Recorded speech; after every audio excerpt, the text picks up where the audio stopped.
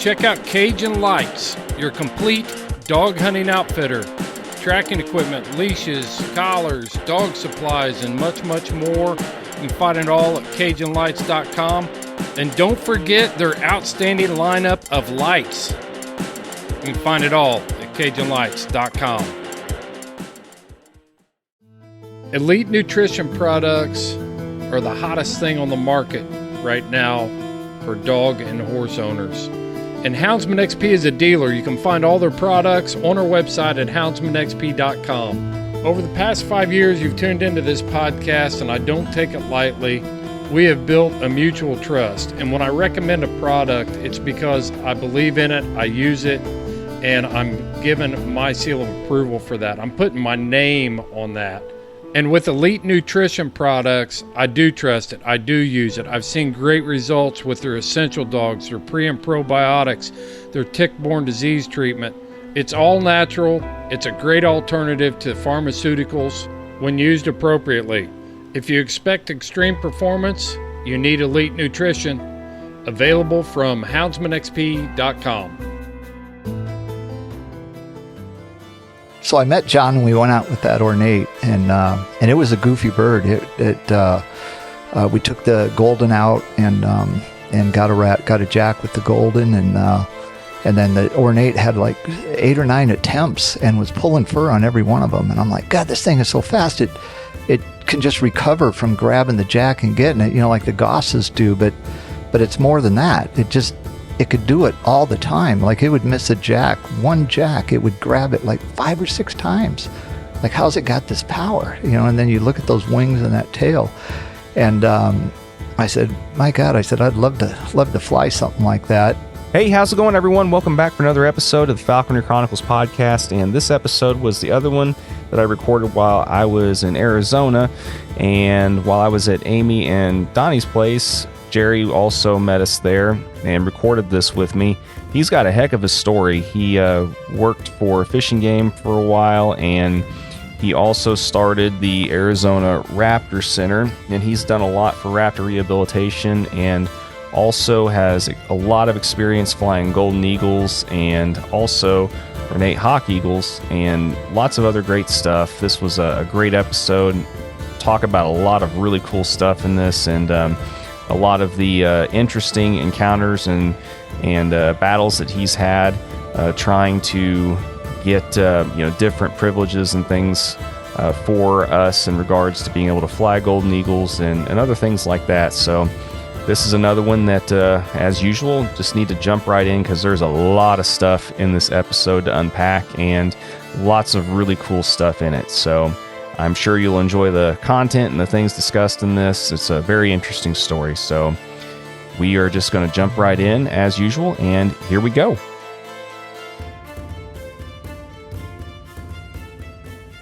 Yeah, so I hope it wasn't too terrible of a drive for you. No, real easy. They just opened up the freeway with new lanes. Nice. Makes it real easy. Has there been a lot of construction going on here? A ton, yeah. Like everywhere? Nah, Phoenix has grown way too big. Yeah. Well, and as I was kind of telling you the other night when we talked, I lived in Phoenix from about late 2001 to about mid to late 2002. Mm-hmm. And even then, it was just a huge, it was just like the biggest growing city, I think, at that point in time. Way too big. Yeah. And, it's only gotten worse. Yeah. The days of flying in Phoenix are gone. Yeah. Yeah. I used to fly a golden eagle on Camelback and 43rd Avenue. Nice. And, back then, that was in 90, 91. Yeah, that doesn't happen anymore.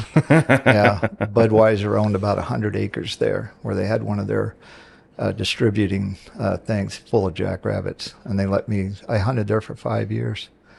Yeah, until the jackrabbits were gone. Man. Yeah. Isn't it funny? Just the story is the same everywhere. Yeah, everywhere.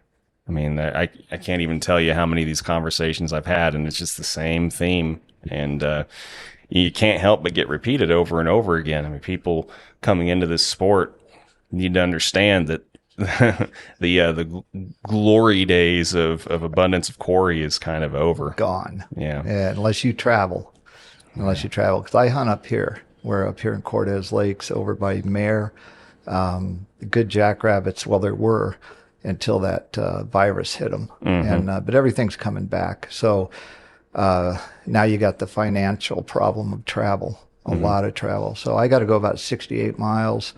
I fly an ornate hawk eagle, so I'm not going to fly that in the city. They're just too explosive to do that. And so I'll come up here 3 days a week from Phoenix. Well, and so your personal standard, then it sounds like it's kind of like mine and a lot of other falconers. I mean, there's plenty of falconers I know that are kind of bummed and pissed if they can't get out like every single day. Me, I the 3 to 4 day a week range is kind of what I try to hold myself accountable for. Right. If I can't do that anymore, then I just don't do it. It's just, and I think a lot of people are kind of like that. They're like super serious about, all this stuff. But I mean, is that kind of how it is for you then also? Are you? Well, I'm not super serious about it because it depends on the bird. Like I got a little Peruvian Harris male that I fly. I can fly him every day. And I've got little river bottoms by my house that works, and quail. But like the ornate, it can go 4 days without flying. It really doesn't care. It doesn't change. I'm just entering a big male red tail that I got from Canellis, and thing's 1,200 grams a male. Yeah, so I'm going to do that with jacks. But no, if I can't get out, I don't really sweat over it that bad. I mean, you know your bird and know what it likes to do. But I do like to try to get them out at least once a week. And it depends on what's going on, like with the rehab and stuff. I mean, things just happen. But coming back into this season, I'm absolutely making a plan for 3 days out of the week, no matter what's going on, because I've just newly retired and running the rehab center. So I've got a lot of leverage that way. For once in my life, for once, yeah. So yeah, let me know how that goes. I think that's a pipe dream. I don't think I'll probably ever be able to achieve personally, but I'm happy for you that's a new kind of thing for you. We'll see. See how it works out. I mean, hopefully you don't have to go back and become like a Walmart greeter or some crap to make ends meet, But, yeah. No. There's no going back there. That's not a problem. I'm just looking forward to a new season. I made a decision not to fly Goldens anymore. I've been flying Goldens since 1984. And my female that I got from Game and Fish, she was on an education permit with them that never should have been there. So it took a little work, but I got her on my falconry permit. And she was a 9-pound female. And I flew her for 11 years, and she died from Heart's disease. We thought it was Asper. And this was just 2 years ago. And I made a decision then that, no, I'm done with Goldens. First of all, I'm 66 years old, and those things get heavy. Yeah. And if you can't slope soar them or keep them soared in a flat field, yeah, it's tough on you. So I think the ornate's fine. I've been flying those for, I started flying those from the visor in 2000. Yeah, I came back from Germany on a trip, and the visor offered me a female that he was having trouble with. And I killed over 500 jackrabbits with that bird. Wow. And then she got bit by a Mojave rattlesnake. Not because she messed with the Mojave. She slid into a bush with a jack, and she come limping out, and she died in 3 hours. Jeez. After that bite. Yeah. So. Ugh. Yeah. That's the thing about this game is that I tell all the apprentices, any lesson that you learn is going to hurt. Yep. And they do. I never get over losing a bird, and a lot of them are for no reason. Yep. Always paying tuition. That's all we're ever doing. We're not really. That's right. Yeah. Always paying tuition in this. Every morning I walk my birds. I have 8 different birds, and every morning I walk them, and I expect to find one dead, just because that's the way it is. And luckily I don't. I have birds that are 22 years old, and they're still kicking. I just lost a goshawk that was 20 years old, Yeah, but he just 20 years was enough for him, you know. But yeah, it's amazing. I mean, some birds they last forever, and others, like, you know, it's never, there's never enough time for some of them, you know. And I don't know what your experience has been like too, but it seems like, you know, all the birds that you end up really liking the most are the ones that you end up losing the quickest. Yeah. and the ones that you aren't a big fan of, those things stick around, find a way to stick around forever. Forever. Yeah. I've got an auger buzzard that's 1,350 grams that Stacy, my partner in the rehab center, the co-founder with me, we were at a field meet, and I got this bird back from Susan Davis that had it on a program at the zoo, and I gave her the bird like 15 years ago or something, and didn't know an auger buzzard was going for like $5,000-$6,000. And somebody told me that, and I went over to Stacy and I said, "Hey, I got to give you Nara." And she goes, "Why?" And I go, "Because I'll sell her. I have no attachment to this bird, so you better take her or I'm going to sell her." And so she did. So I'm glad she did, because if I would have sold her, I would have had to live with that for a long time with her. She's really attached. She gets way too attached to her birds. Yeah, it's amazing. I mean, especially with the way the market keeps fluctuating, and especially the birds that are considered like your exotics and stuff. I mean, there's only so many people that are breeding those birds, you know. And I know that I've been looking into a lot of different stuff just because I've been dabbling in the presentation and education stuff as well over the last year. And it's amazing. Yeah, I mean, there's not very many people breeding some of these different species. And I mean, some are native, but like most of them, the ones all the CITES stuff and all the breeding stuff, all the logistics that go into all the different things. Yeah, I mean, it's amazing what some of these birds will cost. Oh yeah, I have a female ornate. She's about 18 years old. She gives me, I can get 9 eggs a year out of her, and I've got 2 males.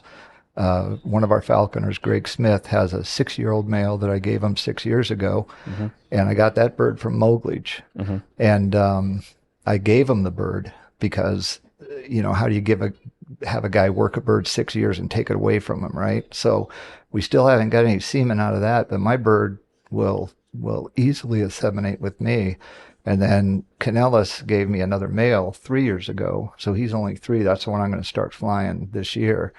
And we still haven't had any success in breeding on the ornates. And the thing is that the cost of those birds is crazy. I mean, 30 grand. I mean, how ridiculous, right? Yeah. And so what I thought before my female goes out, the guys from Germany are saying that the ornate will breed up to 35 years old.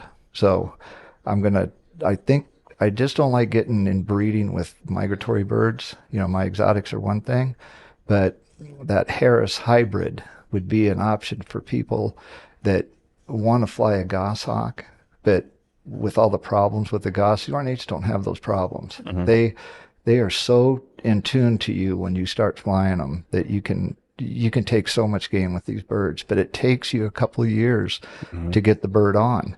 And if we hybrid that with a Harris hawk, it would be an unbelievable bird, I think. So, and that would be something that would be affordable. So hopefully we can get that done.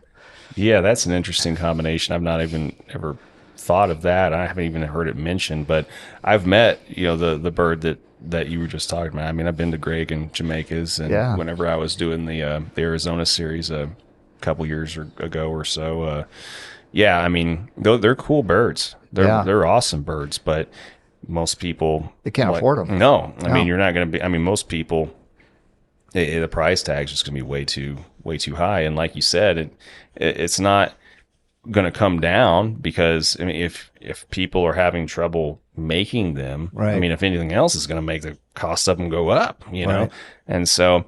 It's all that, you know, the age-old supply and demand issue. But has anybody? Have you officially tried to get that hybrid? No, I haven't. It's just in theory right now. The theory is going to be fine, because they've already got the ornate golden eagle, and they already have the Harris Golden Eagle, and the ornate has just been listed as a Kilo. And but the Harris hawk is that crazy little bird of its own. And I've got a young Peruvian that I could use, but anybody would offer their semen up to do that hybrid. I think it'll be fine, but it's that whole migratory thing of migratory birds and breeding permits and stuff like that. So, but we've got a couple breeders in the state, so I wouldn't have to get that permit. I'd just rather not have it. I got enough permits, right? And do that. But and I'd have to give a few of them away to establish the hybrid. I'll volunteer. Yeah. Oh yeah. Yeah. Me and I'm sure a bunch of other people. Right? Oh, we got a volunteer, Jackson, that does my anesthesia, and yeah, he doesn't ever let me forget. He texts me almost constantly. Yeah. Hey, don't forget. Yeah. No, I'm not going to forget. Yeah. I am. Well, and you mentioned there are a couple of hybrids though that people still have trouble making, mm-hmm. which is, like most notable one, the Harris Goss. Yeah. And, my buddy Dennis finally was able to succeed with breeding or, getting one to live. And he's been working on that for years. Yeah. Well, you got that incipiter thing going on, and everybody thinks that the ornate's an incipiter, but it's not. But Greg will tell you he's flown. He's flown. He's got that big Goss that he's got, mm-hmm. And Perry's much faster. And that's what I tell people when I flew my big females.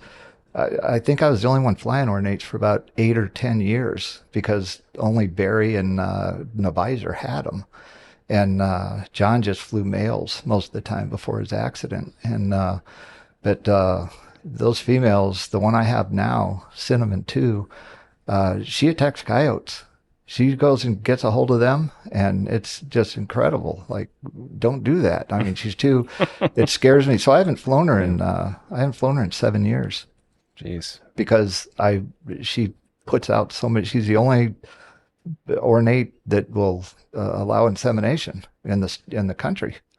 So yeah, and that was on accident. They all asked me, "How'd you get her to do that?" I said, "I don't know. I just flew her. I have no clue. I'm not a breeder."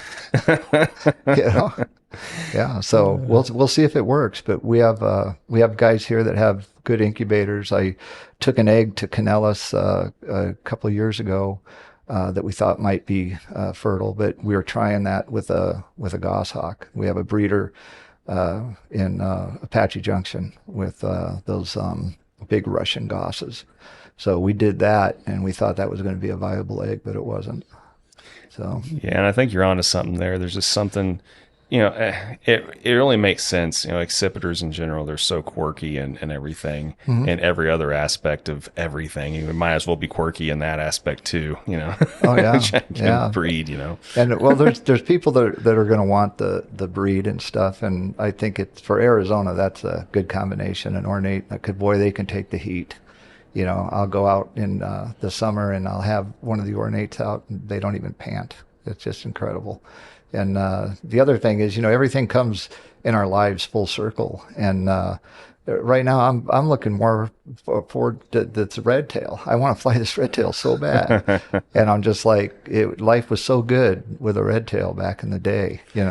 It just was. It's so hilarious that you say that, because I mean it's really almost kind of ironically comical. How many people I've talked to recently where that exact same topic has come up. Yeah. Everybody kind of starts with a red tail, then they have the roller coaster ride, all the peaks and valleys in their falconry career, and they end up back with old reliable again. All right. The red tail is always where you kind of start and where you end. It doesn't matter kind of where your age is at, whatever the situation, where you're at.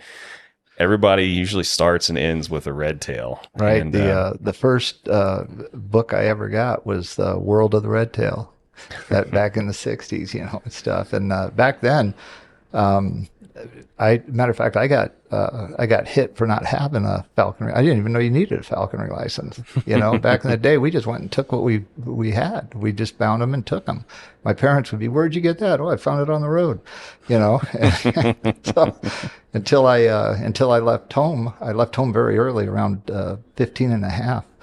Didn't even have a driver's license, and so I had to put falconry on hold for quite a while until I could get myself established and stuff. But then I took the test and got my stuff together, and luckily a friend of mine was one of the division chiefs at Arizona Game and Fish, and in 1984 Game and Fish decided they were going to build a rehab center, and that's one of two in the United States, state agencies that had rehab centers. And our Game and Fish is a little different than everybody else's because they're a private corporation. State doesn't, they get state privileges, but it's a privately owned corporation. It's it's pretty weird. And they pretty much own all the elk, and they put the elk here and all that stuff, and they're massive landowners, but they do a good job. I mean, from what I've seen of other states, Arizona's Game and Fish work really good. That's interesting. I wasn't aware of that. I thought every state's, Game and Fish and DNR and stuff was all government. They are pretty much. Yeah, they are pretty much. But they have, you still get, your state insurance and stuff like that, coverage, medical, good 401ks. So it is like working for the state, but they own the land privately. The state doesn't own it. They own, they buy up ranches, and they turn all the land back to the public or back wild again. So it's a lot. They're quite the business, fish, all that stuff. But rehab wasn't where anybody needed to be. And it ended up, it's gone now. The rehab center's gone. We dismantled it.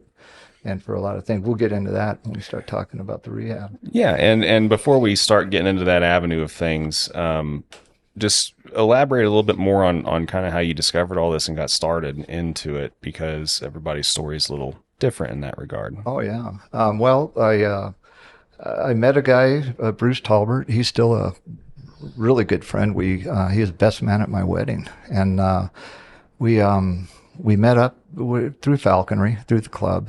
And he worked for Game and Fish. He was in the hatchery department, with fish and stuff like that. But he was a biologist, had a PhD. So they're building this rehab center, so they want a falconer's opinion on things. And I was a young falconer, and this is 84. So I got involved with it and stayed with it.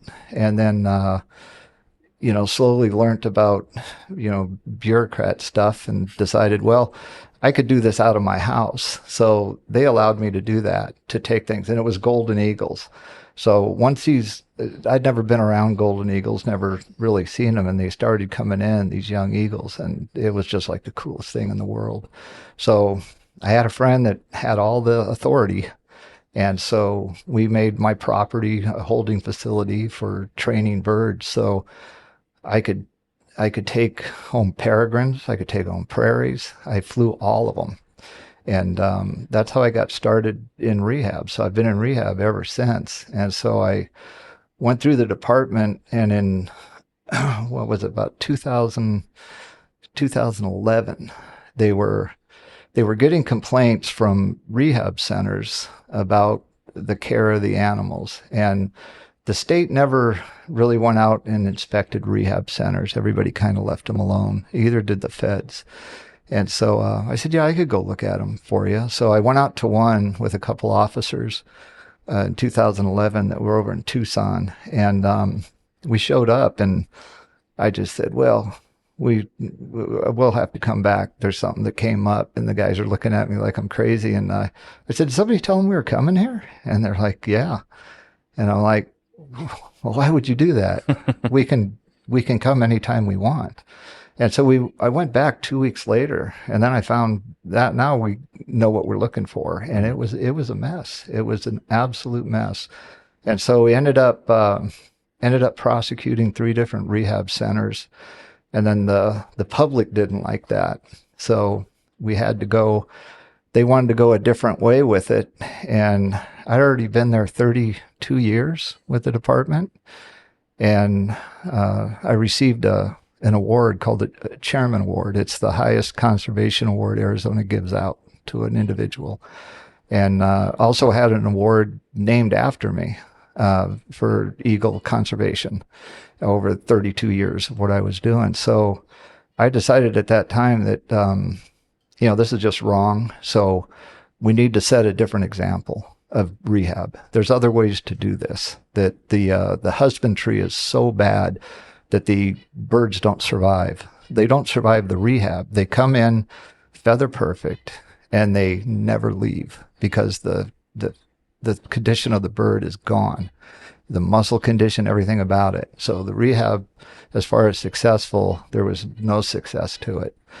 So they asked me, well, what rehab center have you seen that's qualified? And I said, none. There's not a qualified party in Arizona for raptor rehabilitation. None. And so with that, I left the department, walked away from everything that I'd done for 32 years, and figured, all right, I said, I'll start my own raptor center. And I knew enough about surgical and different techniques of bone manipulation, things like that I did for the department. We used splints where other doctors were using pins. And the problem is that these veterinarians that were working on the birds were cat and dog people. They were treating these fractures like you would a cat or a dog and leaving these birds in casts for months on a time when you really only need 2-3 weeks, And so there was a woman there that helped me out with some eagles named Stacy and Westerholm. And I asked her, I said, hey, and she was there 24 years. And she was walking too because of this inspection stuff. And so after I'd walked out, I'd gotten a hold of her about a month later, and I'm blessed enough to have a commercial property downtown. And I thought, well, I could turn that house into a hospital, and I got plenty of land to put up a lot of chambers. So I put up enough for about, 50 birds if I needed to. And she came on as in the administration end of it. I would handle the rehab part of it. And boy, it just started going off after that. The falconers. I was always way involved with the Falconry Club in Arizona. A couple friends of mine, we ran it forever. We're the old guard of the AFA. And so the falconers just came into it just full bore. We've got so many falconers working for us. And so what it ended up happening is that the veterinarians that we brought in, because you have to have them, the federal regs require it. You got to have an attending veterinarian. They were just blown away about the condition of these birds, that they were so feather perfect and so healthy on release. They said they've never seen it. And these are guys that have been doing rehab for 40 years. And one of them's Dr. Babcock. He's our oldest vet that works out of the center, and he's retired now. And so a bird comes in with a broken leg, and I don't care what bone it is, we'll pin it. We have we have X-ray, we have all the anesthesia, we have everything, and we'll pin it. That bird's usually released in about 3.5-4 weeks from the time it came in. It's still got all its muscle, flying around a chamber with that broken leg, and it doesn't move. And then we just get them out of there. And things like internal problems with birds. We tell our falconers, don't waste your time on blood tests, things like this, because by the time these birds show you that something's wrong, that's usually the last day is when they get to that point. And we have falconers that have spent $2,500 on blood tests, and the bird's dead the next day after they do it. And then some of them, while they're drawing the blood, the bird expires just from the stress. So it's a little strange, but we've definitely shown that there is a correct way to do it. And the feds have really taken notice to it because you have yearly reports, and our reports are so different than everybody else's. And they're like, why don't you have any birds in your center? You list like you have 3. I said, yeah, but 50 went through. And we have them because we don't keep them. We don't hang on to them. And we get them out of there as soon as as fast as we can get a bird out, it's turned around. And so the really cool thing that we got to do is we have a hack site for golden eagles. And that Morley Nelson and I talked about hack sites in Arizona, and I put one out at the Eagle Tail Ranch in 1994. We got the permission from BLM, but it never got off the ground because there's nobody out there to work it. You know, he was going to have his cowboys do it, and that doesn't work. So we got one out in Cochise, and we put, I think, 5 eagles through it. And the eagle that stayed the longest was a female. She stayed, I think, 190 days on hack. And it's a tame hack system, and where people don't understand about where the feds didn't understand about the hack site is, well, who teaches them how to hunt? And I said, nobody. The hack site is not to learn how to hunt. It's to learn how to fly.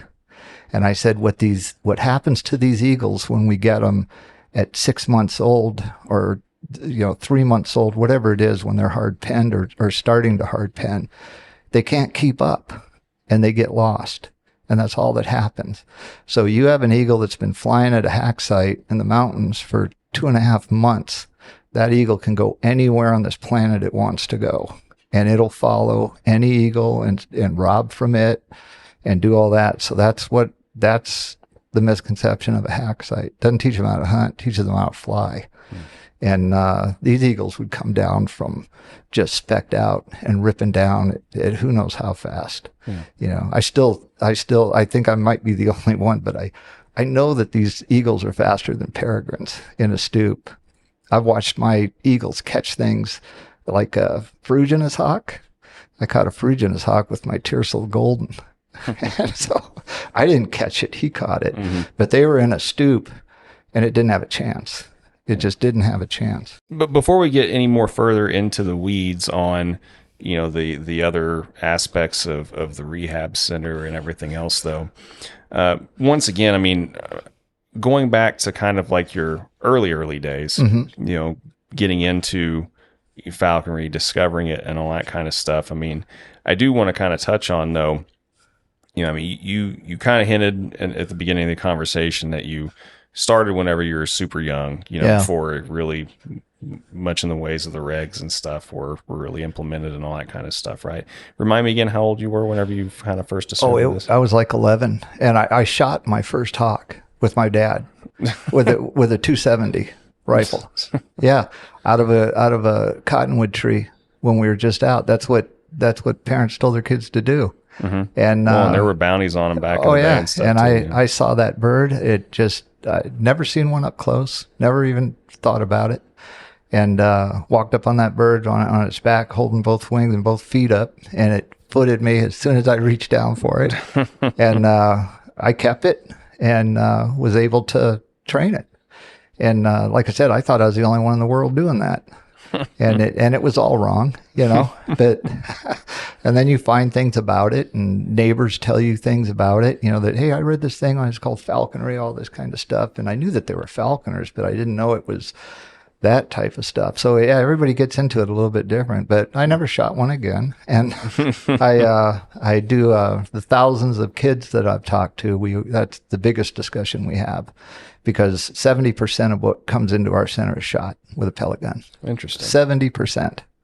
That's a lot. Yeah. Yeah. Huge. All broken bones. Yeah. Good Lord. Well, and then, so that's an interesting way, of course, to like I mentioned earlier, everybody discovers this stuff a different way and everything. But fast forward a little bit then and talk a little bit about, I mean, was it like whenever you got hooked up with Morley Nelson and stuff like that? I mean, was that a little bit later on, or was that still kind of in your? No, that was later on. Yeah.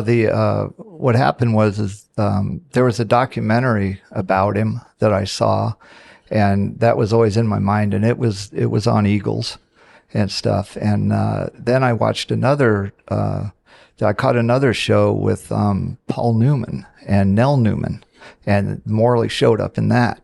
and it was about his house out there in Boise. And so I found a Morley Nelson in there and called him, and he answered the phone. I hung it up because I think the guy's like a movie star kind of thing, didn't really know a lot about him. And then I heard all the stuff with the Snake River and all that stuff. So I didn't have a relationship with him or anything back then. And then after I got in the 80s, when I started working with the Golden Eagles, is when I called him on advice with that. And he had a ton of advice. But he mostly took eagles to train for movies and things. And he was telling me about that. And then when I went for my license, there were two. Morley had a grandfather license, and Kellogg had a license for Golden Eagles for falconry. So those were only two licenses in the United States. And then the feds, when I applied for my license, said that you had to have 10 years experience with Golden Eagles to get a license. So it's almost impossible. How are you going to get a license? Yeah, they'll give you one, but that's what they required, 10 years. And this was in 93, because we'd already got this IS Golden in, and I wanted this IS Golden. And so we knew that the 10-year thing was there because we asked like 5 years prior. So Game and Fish actually sent in my qualifications for me for the falconry license. They had to give it to me. What are they going to do? Deny the state of Arizona? I mean, you guys said he needed 10 years. We're a state agency. He worked with Golden Eagles for 10 years for us. And they gave me the license. And then I think after I got the license, it was only like 3 days after that, I applied for that Golden Eagle. You couldn't get a Golden Eagle anywhere. Yeah. And so I applied for that Golden Eagle, and it immediately became a fight. And Bruce Talbert got involved with it with law enforcement of Fish and Wildlife Service. Kevin Adams was the guy's name who approved it. But before he approved it, I called Morley, told him what was going on. Morley called Fish and Wildlife Service, and then all of a sudden that bird was approved. So that was the first Golden Eagle ever taken by a falconer. Wow! On the new permits and stuff. And then that Golden Eagle actually ended up with Steve Chingren, and he used it in his shows. He had it for about 10 years.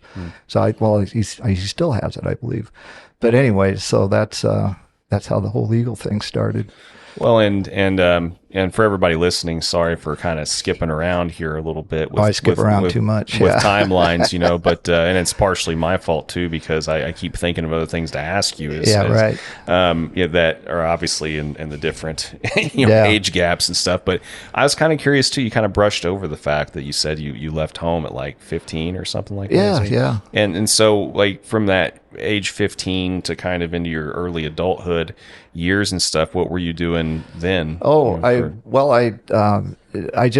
was always just my father was a general surgeon and, lived a good lifestyle. And, I kind of wanted to just be out doing things. I wasn't into school. He's had, down here in Arizona, we have a Brophy prep school. It's a Catholic school that they prep you for college and stuff. And I was like, yeah, that ain't going to happen.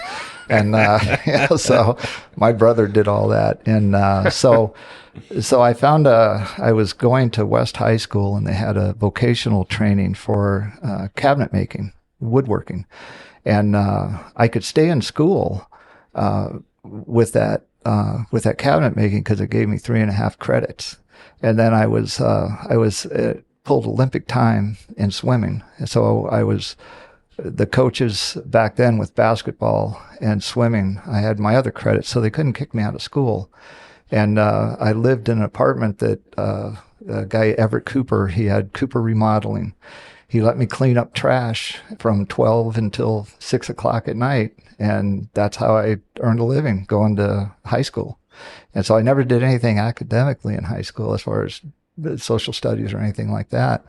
So my education actually borders at 8th grade. I did graduate 8th grade, but I graduated at vocational center, and but I was working so much remodeling, I ended up becoming a builder. And I started when I was 18. I started a commercial company called Browning Builders, and the only reason I named it that is I had a Browning rifle, and so did the Browning Builders. And then about 2 years into that with commercial building, I had enough money I could get a place, and that's when I went and got my first red tail on a legal ticket. So I was probably 19 at that time. So a lot of time had passed.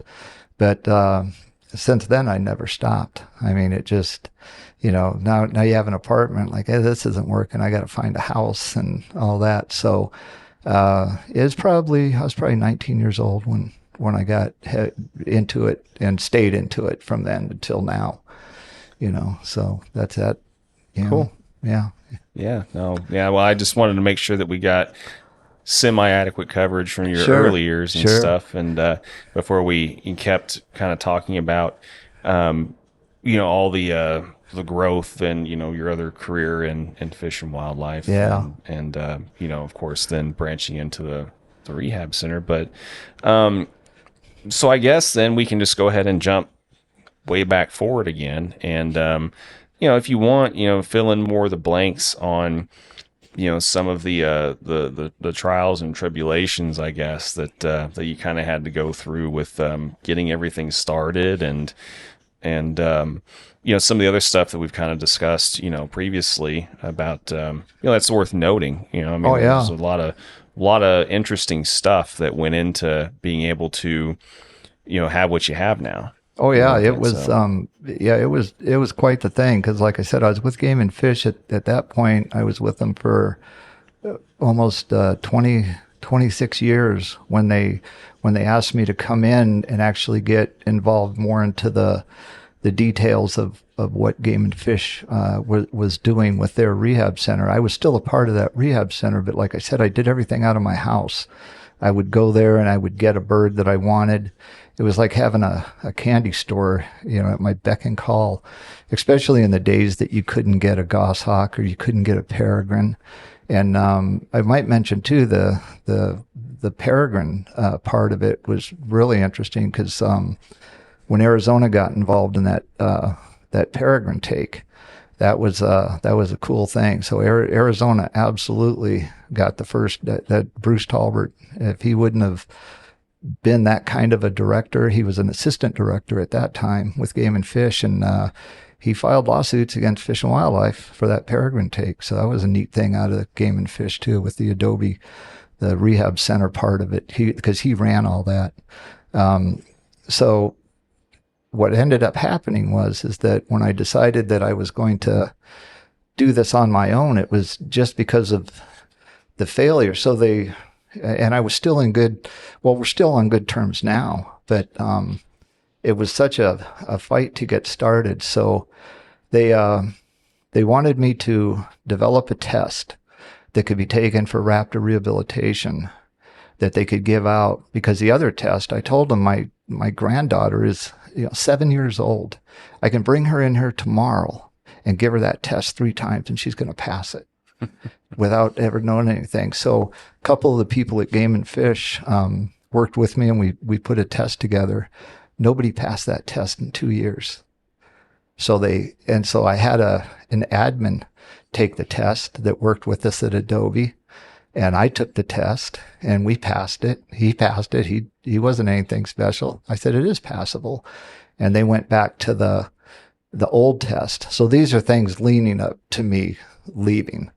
So I think the thing that really broke the back on me getting out of there is we had a peregrine in downtown Phoenix, and they brought me a video of a peregrine chick laying on its back that was just hatched, and it was about 4 days old, and it wouldn't stand to eat.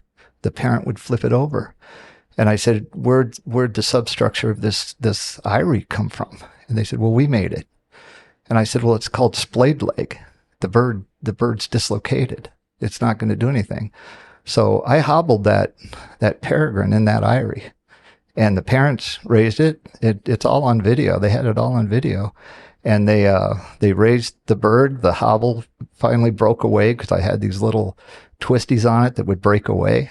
And so once it hobbled and ran around, I went up there when it was about 3 weeks old and took the rest of the tape off because it was getting around the tarsus, So it was successful as it could be.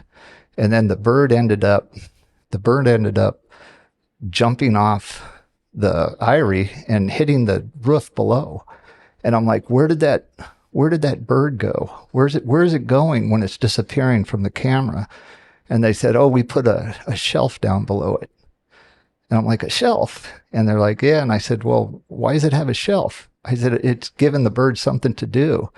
And it did. It gave it enough to do that it fell off the eyrie. So then I found out that probably 6 other birds had done this in previous years. So they never successfully fledged anything. Everything was falling because it's playing with this shelf. And that went south after the bird fell. And then the next thing in line for me to decide to leave the department was a golden eagle that was brought in, about a 10-year-old female. It was rolled by a car on Highway 40, and for some reason the rehabber that had it thought that it needed its tail limped, and for whatever reason. So I got pictures of this from online stuff that they did, and I sent it to Pat Reddick and said, hey, does that tail look like it needs to be imped? Because he was with the University of Minnesota. And he goes, no. And I said, well, they imped it. And so I went to look at the bird, and I told him, you guys got to be kidding me. You're not letting this bird go. And now this is under the authority of Game and Fish. I was a volunteer for Game and Fish, but I wore a uniform.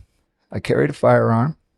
I drove their trucks, all the stuff. I did a lot for them. I did education programs throughout the state, all this. So in a year's time, my visitations to Adobe Mountain were 300 days out of the year. That's a lot. And so I go see this bird. I tell them that, no, it can't be released. And they released it on the weekend and just happened to release it on a federal wetland that's down in Wilcox. So I told the people at the department, what was going on. They said, well, we don't have anything to show that they released it and stuff like this. And so I called the wetland area, and I said, hey, did any of you guys have an eagle released down there? And they said, oh yeah, that was Saturday. And they took pictures of it. so they ended up putting secondary feathers from a red tail into this eagle, and that was it. And so I walked after that and just decided to start the rehab center, the Arizona Raptor Center, because I knew it could be. I knew that it would work well. Pat Reddick did a really good letter for me. He looked at a procedure that I did for the department without pins. It was old school bracing of a brace used to repair the leg of a broken leg, and it works every time. And we were doing that around the states because people would say, hey, my bird broke its leg, and we would do it right over Zoom time, and do that kind of stuff. And so he wrote a letter back to the department because they wanted to know if this is something they should be doing. And Reddick wrote back, and he said, one cannot argue with the results. And so he wrote his thing, and then he called me and said that he goes, you can't go into a theater with a toothpick. These veterinarians spend $300,000 on their license, for school.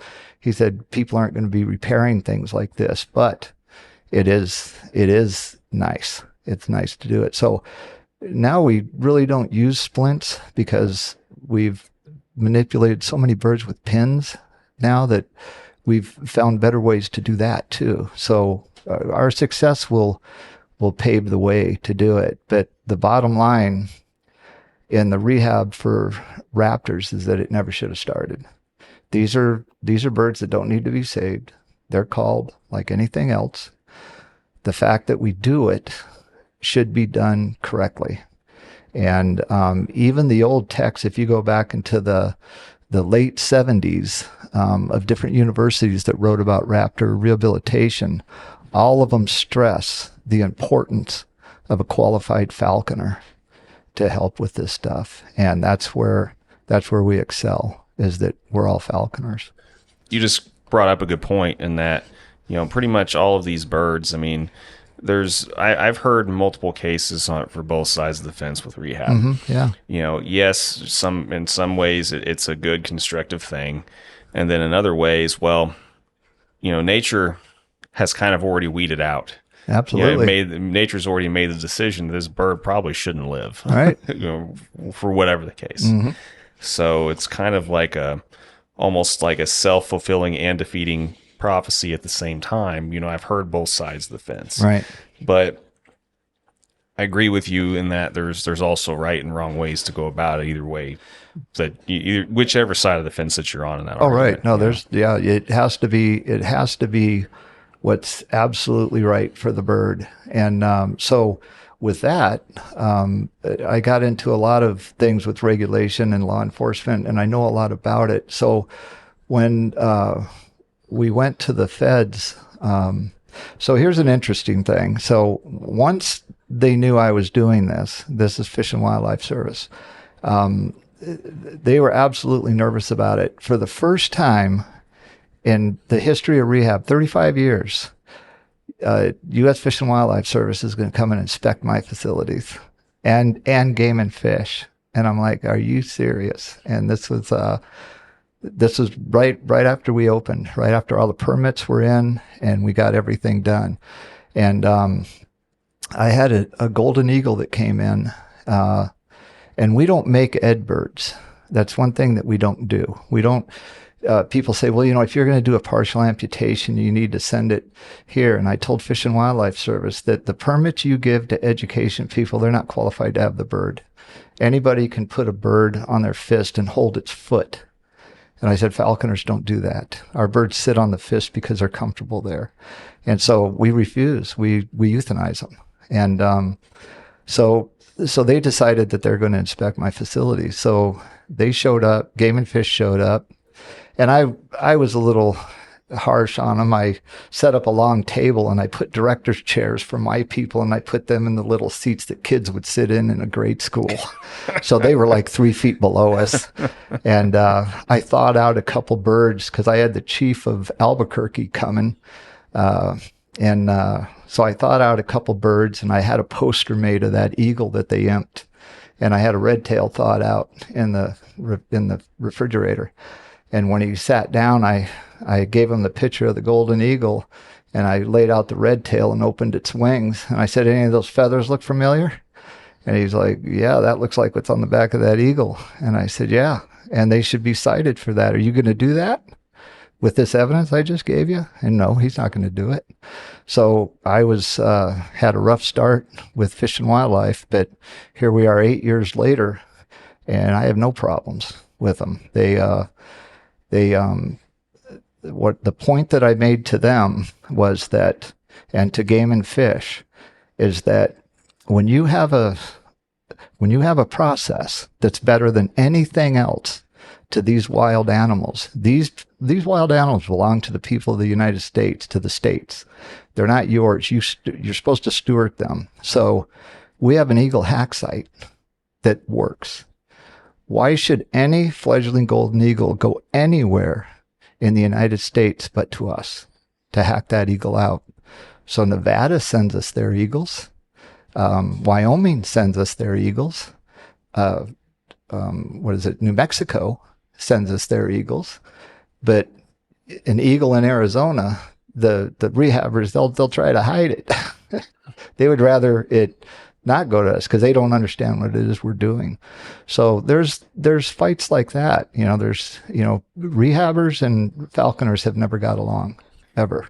No, and so that's why you've kind of created this weird microcosm for yourself. It sounds like, because that tale, as you just said, is kind of old as time. Yeah, it is. I mean, and granted, we not issuing a blanket statement. I mean, there are some rehabbers that get along with falconers. And Absolutely. There's some rehab centers that have started because falconers gave their time to show them the falconry-based techniques that they needed to even start. Yeah. So it's not like everyone doesn't get along in that world.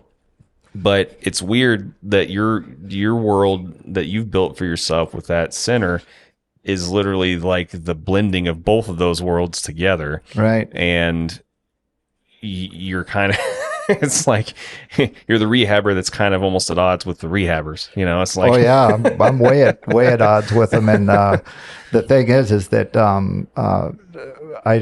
I go after things that I know are wrong, and to have it corrected. The burrowing owl thing that's going on in Arizona is horrendous. They make these artificial burrows for burrowing owls. So we found 1,800 burrows that were made with a backhoe, 1,800 of them. And they stick these, the tubes are like 16 feet long, and they put these tents over these burrowing owls. And they've been doing this for 26 years. And then they remove the tents. Well, we go out, we find the tents, we know where they're doing it, and we count everything. And everybody knows that we're doing this, and they're just waiting for the bomb to drop. But what we found is that the areas that they're putting these burrowing owls are ridiculous. They're riparian areas. You have Cooper's hawks and Harris hawks. These owls are wiped out in their first day. I mean, these Harris hawks are they're walking around the tent trying to figure out how to get in. Yeah, and you got a family of 6. So there's things like that. And people, they get really upset with me about it, that I bring it up. And I said, no, I said, this is wrong and it needs to be corrected. And I said, you guys are the only ones that correct it. You got to prohibit it. So you have to wait on political things of where the country is politically and who's running it before you can make a move to do that, because you have to deal with DOJ and you have to deal with senators and stuff like that. And if you become a threat, they can bother you. We went out after a burrowing owl that was hit by a tractor on a subdivision. The owl wasn't hit, but it was living in one of those little water boxes, that your meter's in. Got hit twice. So they flew out of there, and one of them got scraped by the blade, and the builder asked us if there's something we can do. And I said, absolutely, we can relocate it down to Florence into the fields where there are no construction. So they have these animal activists out there because we were there destroying burrows for burrowing owls. So we get a subdivision that has all these burrowing owls in it. You go in, you take out every burrow, and the owl just leaves. That's just what they do. You just displace them, and they're gone. They're just they go to another burrow. We found that burrows that we destroyed, the bird went like not even 200 yards over the fence in the grass to another burrow. And so there are these animal activists, the same ones that are putting them in artificial burrows.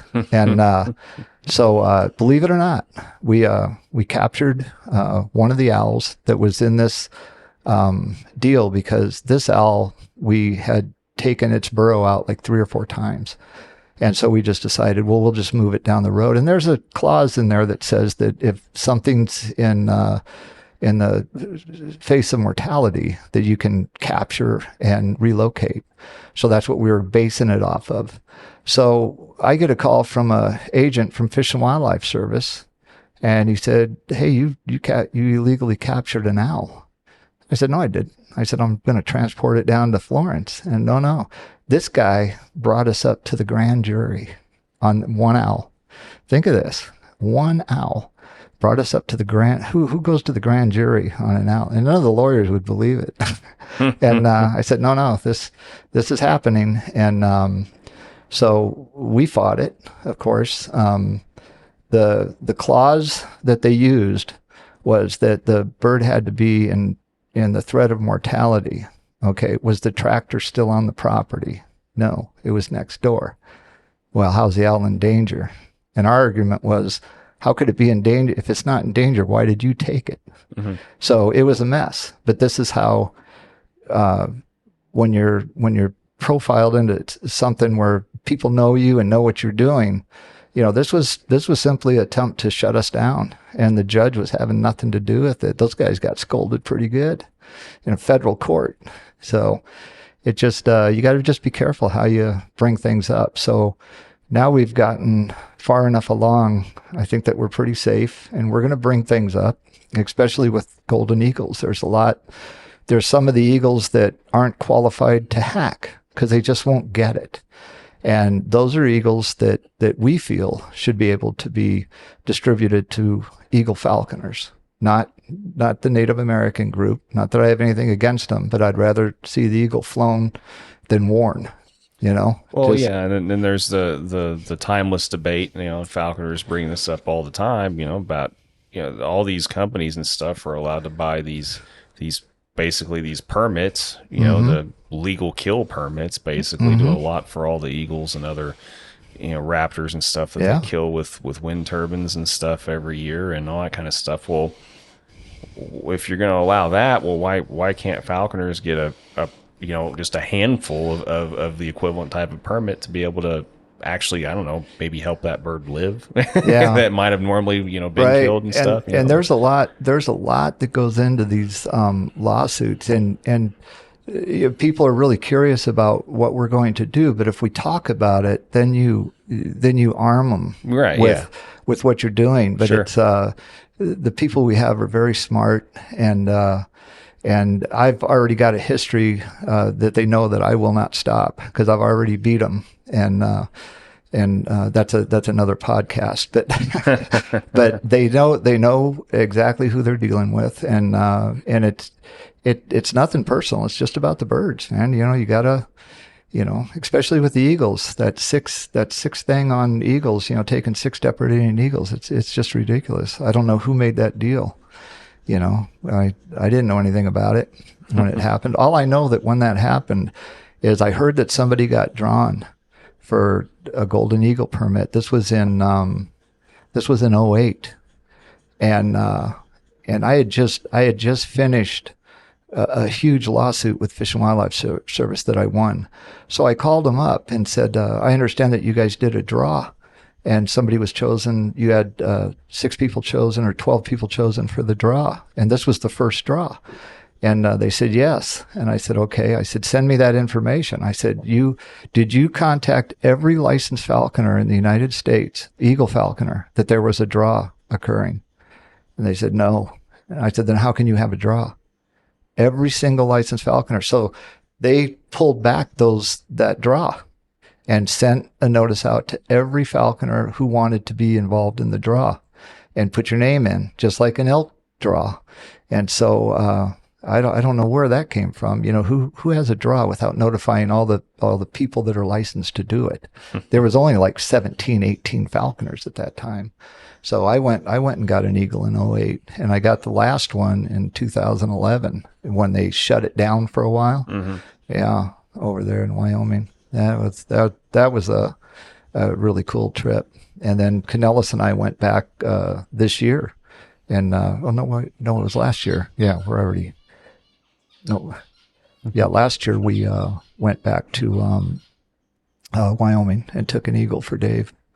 Yeah, that's cool. Yeah, it was a good trip. I've always heard good things about that whole experience. That's one of those things I don't know if I'll ever end up doing just because of the time and money expense involved with. Yeah, I would tell people today, I don't even know how many, I've flown so much stuff. I would deter anybody from flying a golden eagle because of the country you need to do it and the game that you need to do it. And they're neat and everything. We got a male education eagle that couldn't fly when we got him, and the only reason we kept him is because there was just something different about him. Like why can't he fly? We thought it might be West Niles or something like that. And he went through Asper like 4 or 5 times. Now we got him when he was 4, and now he's 9, and he's flying. And so I told my people that, look, if he can legitimately fly and catch a jackrabbit, I'll transfer him to my falconry permit, because then we have way more control over him. The feds, we can't just let somebody take them and use them for a program. They have to be qualified, trained, all this different stuff. Can't let them interact with the public. We go out with all our falconry birds, and people are holding our falconry birds. All our falconry birds are our education birds for the center. So all of our volunteers go out to these different places with the birds and involve the public with them, let them hold them, let them see them. If a kid holds a Harris hawk, I doubt he's going to shoot one the next day. You know what I mean? And then they know that there's an avenue to get a hold of one of these guys and one of these birds if they love them that much. And, I've taken on a couple children, 12-year-old kids for falconry, and then you end up being their parent for a week, or for 2 years. And it's, I don't think I'll be taking any more, but I've done 3 and did really well with them, but it's a lot of work. But, there are falconers out there that have more time than I do. So hopefully it'll keep going, but it's getting harder. It's definitely getting harder I don't to doubt do it. I don't doubt it. But the nice thing about Arizona, we got a lot of land. We got a ton of land. You just got to drive to it now, and which isn't so bad, before, and then you got to be able to afford to do that. Yeah. Yeah.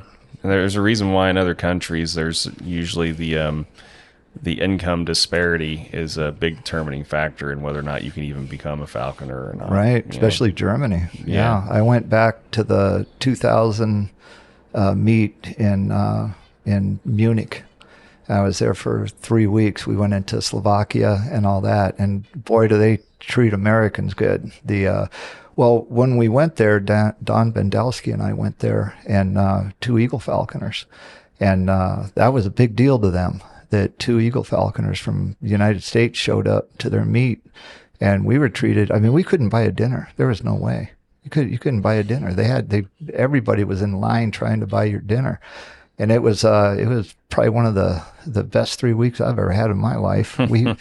We killed everything from deer to fox to these huge hares.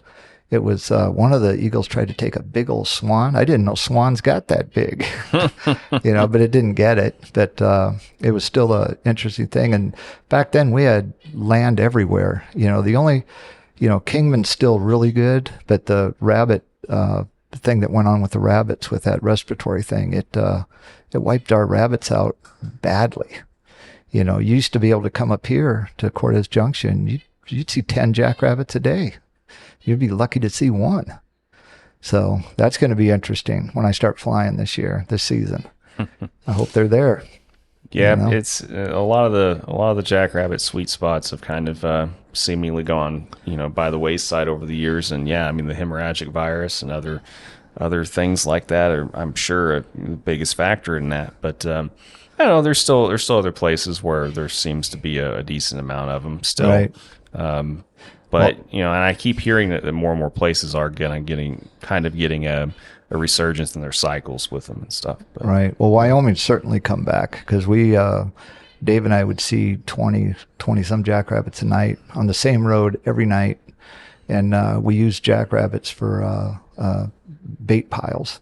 And we just let the eagles come in off of a ridge along the freeway. We knew that they followed that ridge. It was about 10 miles long, the mountain range, and it was only maybe 2,000 feet high. And so we just watch eagles working that thing during the day.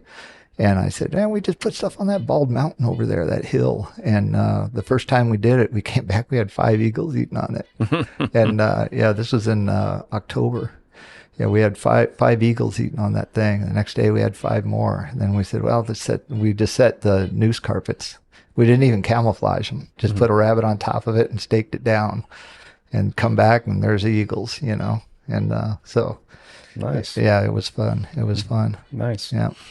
Well, and is there any last, kind of thoughts that you want to share, or any part of the experience with the center and starting it up, or anything, or any that you want to share that you haven't already that you think is important to? Yeah, it's so we got this thing off the ground, and I think what was important about it, it took somebody that the state knew for a long time that, this guy's going to do something different because I did it for them.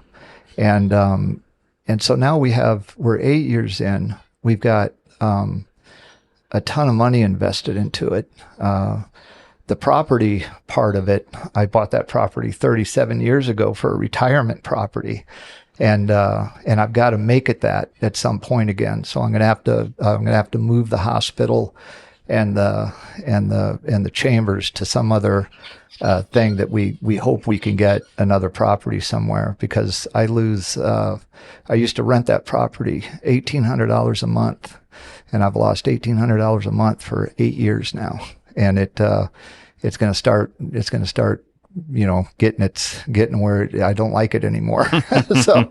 so we're going to try to get that, but I'll leave it there as long as I possibly can, because we have the younger falconers that are coming up that are into biology and into biologists, and some that are, they're in their mid 30s and 40s. These are the people that are going to take this over.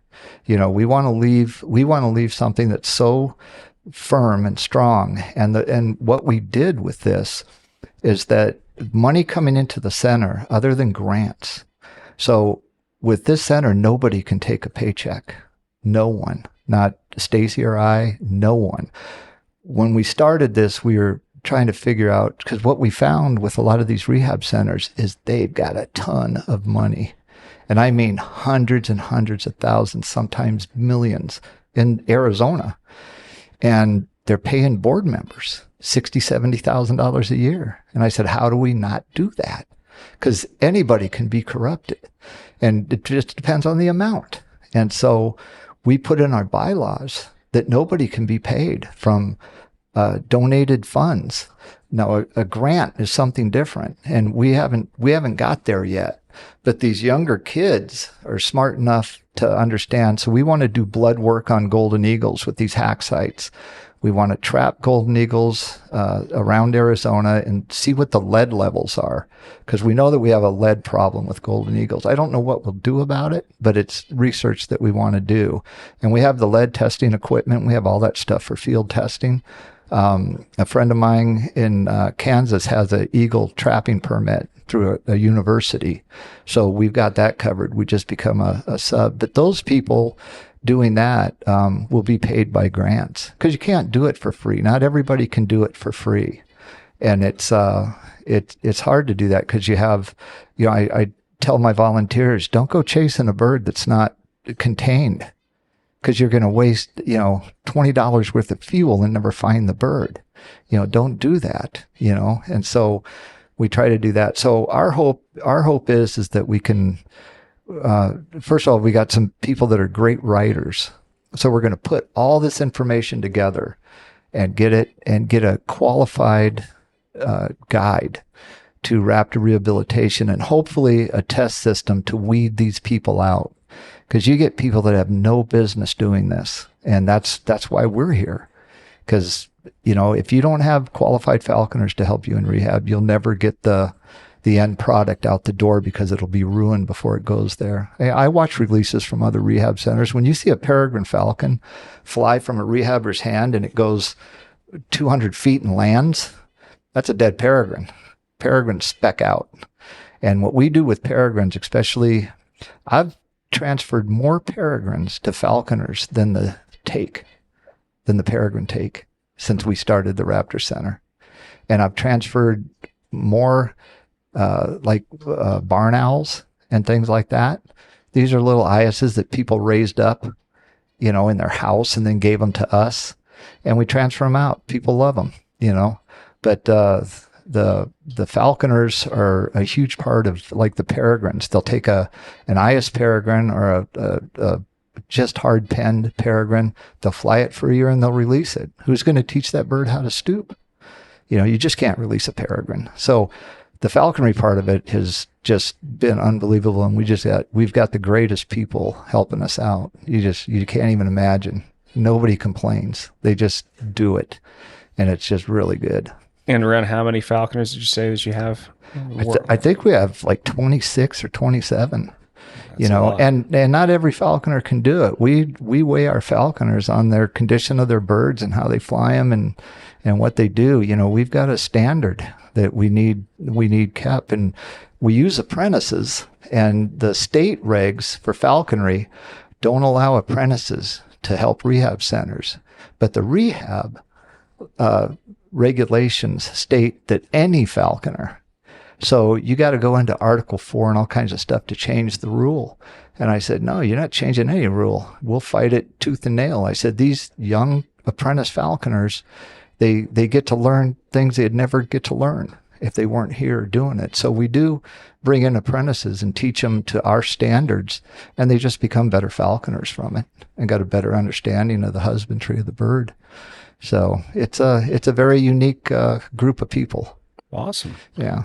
Well, I mean, before we kind of start wrapping things up a little bit and everything, is there anything else that you want to, any final thoughts that you want to share in regards to either your personal history in this sport or, the center or anything? Or? The personal history is that, everything comes with a cost. And I tell a lot of the young falconers here that, you've got no skin in the game. You become a falconer and you're riding on a lot of coattails. There's a lot of people. I never thought I'd be one of them. I just kind of got wrapped into some things just because in my younger days, I refused to take anything from anybody, especially if I was not wrong.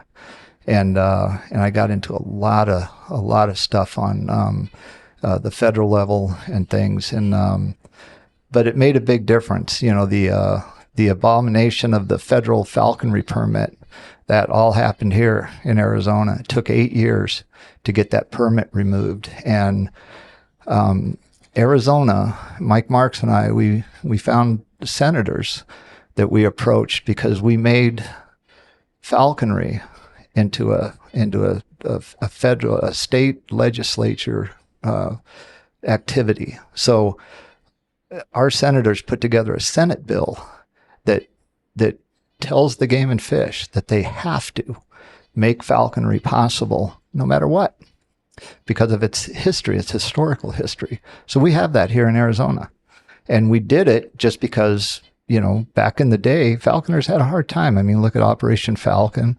I was involved with Operation Arizona Falconers, and everybody that was involved in it was with game and fish that they came after. And it took us 10 years to clean that up. And it's, stuff that isn't written down, but, things come with a price and heartache, and, but it's all worth it in the end, because now here we are. And, we're not stopping anytime soon. It's definitely, what we're doing is definitely going to make a difference. Nice. I think. And so I was happy to at least get that done. Well, yeah, you've definitely been very persistent in a lot of avenues that I think a lot of people would have just been like, hell with this, Yeah. My wife actually asked me that about 3 months ago. She's like, when are you ever going to get tired of this? Always having to go in and do something. Right now it's on health certificates, Yeah. You're just like, and I'm like, so I did back out of that with the AFA, but the AFA is one of the oldest clubs in the United States, and it was almost gone at one time. Mm-hmm. And Mike Marks and I started the DHC, the Desert Hawking Club, because we were going after the feds and we were going after the state. The AFA didn't want anything to do with it, and we were president, vice president, and what were we? Yeah. Gary was president, I was vice president, and that was for we ran that for 7 years. And so we wanted to go after him as an organization, and half the people didn't want to. So everything's a vote. And by one vote, it was no. So we started another club in Arizona. So now the state had 3. And we got what we wanted to get done. We got that Senate bill passed, and we thought, hey, this can be taken away. And we don't want that. So there's 2 states in the United States that have Senate bills, and that's Colorado and Arizona. And so once we got that done, the AFA was going with bad management, was going down. We had 108 members in the DHC, and the AFA had like 11 or something. It was bad. So we told all our people, we're dropping the DHC. We're all going back to the AFA. Harry brought this thing. We weren't going to let it go. It was like, no, it's too important to keep the AFA running. So it's all up and running now. We got good people. Everybody seems to be on the same page, and we got some fighters. What we got. So It's cool. I'm glad that there was good resolution involved with all that, and everything kind of, ended up going back to how it was before, and things are good. I mean, that's great. But I do want, before we wrap up with the final couple of ways we always wrap up here, I do want you to elaborate a little bit more on the experience with the ornates and kind of.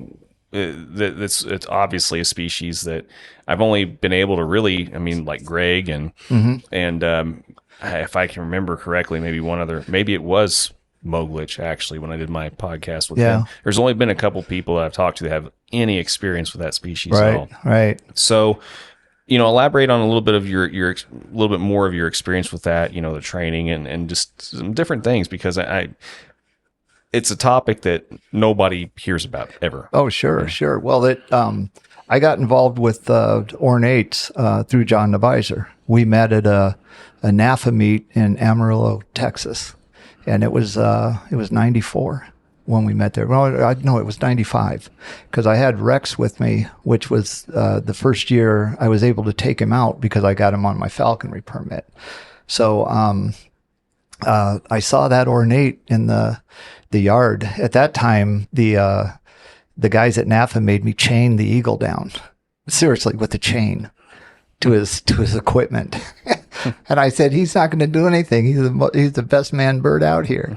And so I met John and we went out with that ornate, and it was a goofy bird. We took the golden out and got a jack with the golden, and then the ornate had like 8 or 9 attempts and was pulling fur on every one of them. And I'm like, God, this thing is so fast. It can just recover from grabbing the jack and getting it, like the gosses do. But it's more than that. It could do it all the time. Like, it would miss one jack, it would grab it like 5 or 6 times. Like, how's it got this power? And then you look at those wings and that tail. And, I said, my God, I'd love to fly something like that. And at that time, I think there were 6 of them in the United States, So John and I kept in touch, and that's a funny story with Moglich, with Neviser. So John ended up calling me after I got back from Germany and said, hey, I've got this female that just won't let go of anything. If it caught one cottontail, but it held onto that cottontail for like 2 days. And you're not breaking that grip of that ornate loose at any time. And I think they're built like that because of birds and monkeys and things where they're from. So, so I went and got the bird, and brought her home, and just, I wasn't sure what to do with her or how, I didn't raise her and I had her on the fist. I dropped her weight a little bit, and she got a little crazy about that. So I brought her weight back up, and when I got her, she was almost 4 pounds. And so I went out in the yard with her, and I had a staked out rabbit to see if she would go kill it. And she was just looking at it, and I went to throw a rock to get the rabbit to move, and she caught that rock out of the air when I threw it. And I was like, oh my God. So I don't know what keyed her in. It took forever. I worked with that bird for probably 4 or 5 months to get her to actually chase game. So I'm thinking the rabbit she got from Johnny must have thrown a dead one out in the yard. And so once she hit that first jackrabbit, she never missed one, like for 50 times out. 50 in a row, never missed. And she had all the power of flight that she could stand, but it was just that one. So when she got killed by that rattlesnake, she'd already done over 500 jackrabbits. That was in 4 or 5 years. So when I met John to get that bird, I put a white fledgling into the chamber I took Cinnamon out of, and this was at his wife's house. And so when I told her that Cinnamon had got hit by that rattlesnake, he's like, oh God, that's terrible. Hey, that bird that you saw at my wife's, it's still there. I'm like still there? And he goes, yeah, in the chamber. And I go, never taken out? And he goes, no. And I'm like, oh. So we headed back to Boise and picked her up. And I took her out. And the other thing with the first ornate, absolutely no weight control on that bird. any taking that bird down in weight caused nothing but havoc. She was so much better at a heavy weight. And I did the same thing with the second one. So this cinnamon that I have now, that's 18, I flew her for 5 years. She killed a ton of jackrabbits. I know over 400. And that's when we had them. And it's with her, I could do doubles if I wanted to. But the thing with these ornates, and what I was trying to tell Greg, I can't help you with this eyas because I've never had one. You're going to have to write this book. So whatever you're going through, I can't help you. And he'd call me. He'd say, hey, I said, I told you I can't help you. I don't know what to tell you. And I said, he goes, well, what are you going to do with yours? From Dave Canellis. I said, I'm putting it in a chamber for 3 years. I'm not going to touch it. And I said, you're not getting anywhere. In 3 years with your bird, you haven't gotten anywhere. And so finally it kicked on. And I said, I'm just going to let the thing mature. And so this year is the first year I'm taking out that tiercel and see what it does. And I know what it's going to do. It's going to be fine. But that's the problem with the ornate. If you think you're going to get one and just start hunting it, no, you got 3 years to wait. And I think Greg's bird took about 3 years. He's probably talked about it. Mm-hmm. And it took a long time, but he said, boy, once it did it, it was on. You don't have to do anything with the bird from that day on. All you got to do is get it in the field. And they do not leave the fist. You can trip and hit the ground, and they're not leaving the fist until they see a rabbit. That's the nicest thing I can say about the ornate and the way it hunts. You can travel with them with a walking stick and be up and down, and they're not going to jump into a tree. Nothing. All of them that I've flown, well, this will be my third one, but I flew them for years. I flew them for like 10, 15 years. So but it's absolutely the well, I'll tell you, when I was in Texas, when I met Frank Bond for my legal case, I took out, I just call them the Goss boys because they all wear nice stuff, like they look like they're in uniforms. Mm-hmm. So they come up, the wind was in Amarillo, the wind was about 30. I mean, it was ripping. And we're going out to the truck, and the ornate's crown is all down on its face. The wind's so bad to the back of its head. And they said, where are you guys going? I said, we're going to that porn shop to fly the back of it, because that's the only place we get permission to fly. And so this is on a Sunday, and they go, of course it's on a Sunday. Yeah, they go, do you mind if we go with you guys? And I said, no, you can go with us. And there's 3 of them, and they had their kids with them. And Mike Marks and I go out. He had a northern Goss that he wasn't flying because of the wind. And so we walk out there, and he goes, I can't believe you're going to fly this bird in this wind. And this was Cinnamon, the one I have now. And this jack took off, I don't know, probably about 70 yards in front of us, and she smoked it.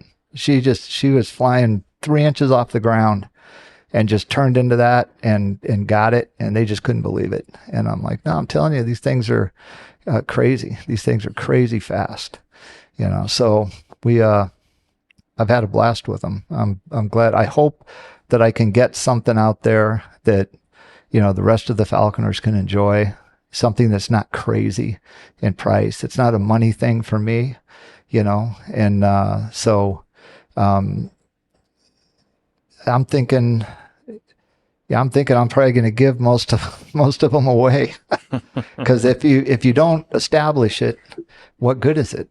Yeah. If you don't establish what it can do, what good is it? Yeah.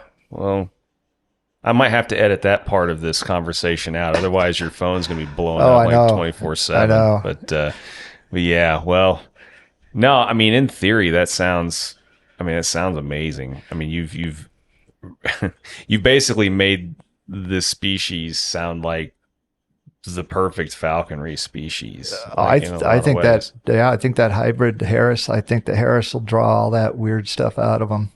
And they're the same color if you look at them.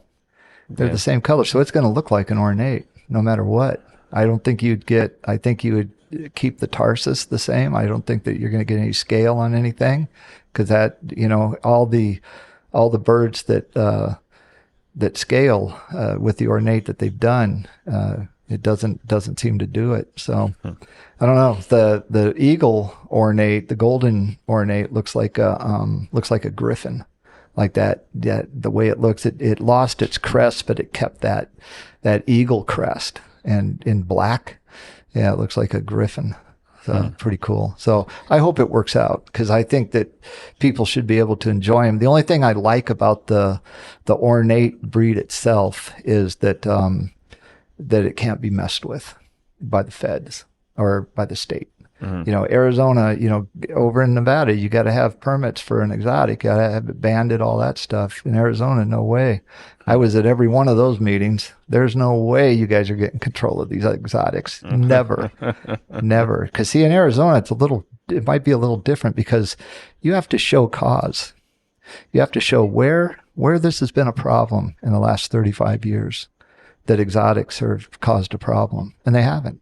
So we got a lot of owls in Arizona. People have all kinds of exotic owls and stuff, and there's never been a problem. So why are you making one?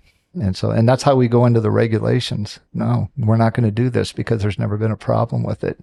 They didn't want us to be able to mount our birds. I say, I pay $10,000 for a gyrfalcon and it dies. I want it on my mantle, and they said, well, we don't want apprentices doing it. And we're like, why? And they're like, well, they might kill their bird to stuff it. Seriously, that's law enforcement's attitude. And I'm like, yeah, that's not going to happen. But if you need to put an apprentice in there to get this through, go ahead. Apprentices haven't done their due yet. So then what's the logic there? I mean, they're just going to wait 2 years and then kill it to stuff it? Like, I mean, come on. There's not a falconer in the world that's going to kill his bird to mount it. It's not, especially after he paid $10,000. Right. No. Falconers are too cheap by nature to do that kind of crap. Yeah. And that's the thing about nobody in the United States is buying ornates, except for colleges, or I think a couple of zoos have bought them, but most of them have been sold overseas, I think. Mowgli just sold more of them than anybody, but he's lost his breeding capabilities for a while too. So everybody's kind of looking at Cinnamon like, what's she going to do? But I said, all I need is semen. I said, and I even went as far as to, hey, whoever pops up the semen can have one of the chicks. Yeah. Yeah. Somebody has a Harris hawk that's putting out, good, send it over. Yeah. No. Yeah. No. We're going to edit some more. we're just going to go ahead and probably kind of cut and end on that note, I guess, whatever. But I mean, you've already shared a good couple of stories and some good advice. But I do want to go ahead and end on like one more piece of advice you'd like to leave for current and perspective. I mean, assuming that you feel like we've covered enough. Do you think we? Yeah, no, we've covered enough. It's just I don't know. God, advice wise, what do you do? To try to keep, falconry is with regulations and law, it's almost put together to make you fail. If you look at it, it's put together to make you fail. What I tell apprentices and people that work, a lot of things that you do, if you got something, you got it that day, no matter what day it is.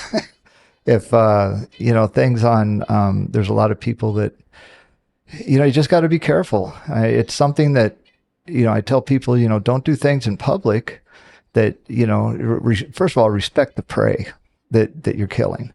And, we've had public incidences where they've posted something, with, a hawk really jacking up a cottontail bad when it shouldn't be.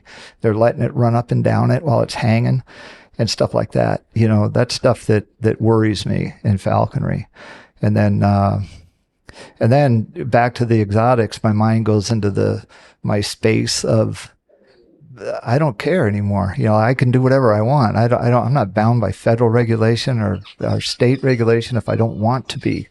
But as long as I have migratory birds, I am, and I can't imagine not having migratory birds, because I love them all and I fly them, but I like having captive bred a little bit better because, with the feds now, with the captive bred and the change of laws of possession and ownership, it's very hard for them to take your bird, You know, so that's what I told our state game and fish. You think you can take one of my birds? Come and take it, because you can't.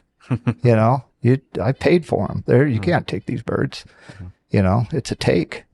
So there's a lot there. But they always feel that because it was wild at one time, that it's always a wild bird, and that they have jurisdiction over it. And that's just part of the stuff. So I would say to everybody, just be careful. It just never seems to end with us. Just it seems like somebody's always there. You know. Well, very well put, Jerry. And once again, thank you for making the short, I mean, not terrible drive up here today. It's a good drive. Shop. And yeah. No, you've been a fun conversation, and you know, once again, you know, there's never too many examples of things that people can hear about in different ways, that, you know, different, you know, skill sets, passions, or whatever. Everybody's got something to contribute in some way. And and, you know, especially with an endeavor, like, I mean, you've been through the ringer with a lot of this stuff. Oh yeah. So, through a total ringer. And it's nice. I think the nicest thing that started happening a few years ago is that people from out of state with birds that have broken their legs or wings, they send them to us. You know, so we get a lot of birds, and you know, the veterinarian care of the raptors is so expensive. You know, a leg's $2,200.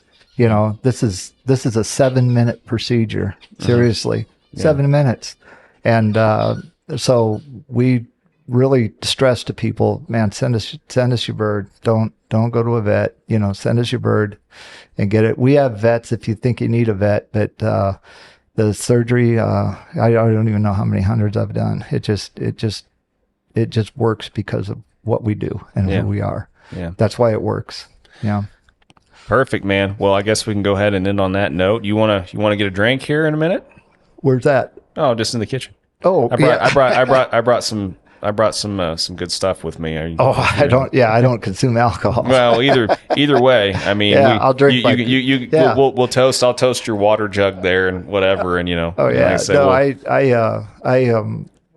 we've done Rocky Point. I'll share it with you because it's important. I tell people that when you're allowed a second chance in life, you don't take that second chance, you're gonna screw yourself. Yeah. And 15 years ago, I went to a buddy's 50th birthday party, and I never drank hard liquor, always beer. Love my beer, always, and margaritas. Love margaritas. So my 10-year-old son is giving me Jello, and it's Jello shots. I'd never had them before, and so I get home and.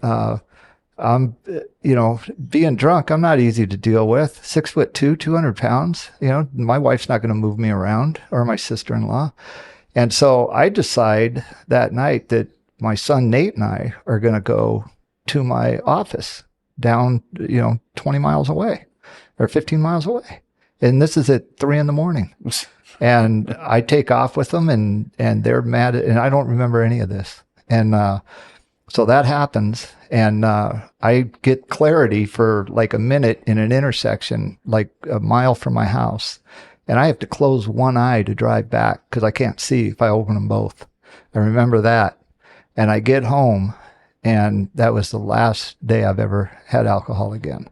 I mean, I could have killed my son, I could have killed somebody else, but from that day till today, I have not consumed one drop of alcohol because I never knew that window existed in my life. So when people say they did something they don't remember, now I believe it because I did it. But I don't look a second chance, and I don't give it up, man, because that second chance, you do it a third time, it could be the end of your life, the end of somebody's life. So yeah, nothing wrong with that, man. Nope. Dude, I don't care if it's a glass of water, glass of milk, or a giant water jug over there, whatever. I mean, well, either way, though, I still want to hang out for a little bit longer, have a drink, and good for you, by the way. Yeah, it still frightens me to this day. It's something that you just don't get over, and I know people that didn't take that second chance and ended up in jail because of a DUI and stuff like that, and it was only a matter of time. I mean, because I met with my buddies at the bars, and had 2 or 3 beers before I went home and stuff, and I was lucky I never got a DUI, but boy, that's never happened to me before. So so I just, if it, that could have been real bad. So yeah. Well, good on you, man. Well, once again, thanks so much for doing this and sharing some of your experiences, and we'll see what we can drum up. I'll see what I can do. Maybe helping you out on some things here. Yeah. We got if anybody donates, it goes to the birds. It goes nowhere else. That's where it goes. And the transparency is that you can look it up. You can look it up online, and so we're pretty proud of that. But we have kids that are going to need to earn a living down the road, and that's what Stacy and I are really striving to do. Like I said, we just have great people there. We couldn't do it without them. It just takes us so much farther. So it'll be curious to see where we are in 10 more years. Well, I'll be interested to see, and I'll keep track and stay in touch. And so until then, thanks again. And man, let's go in there and have that drink. You bet.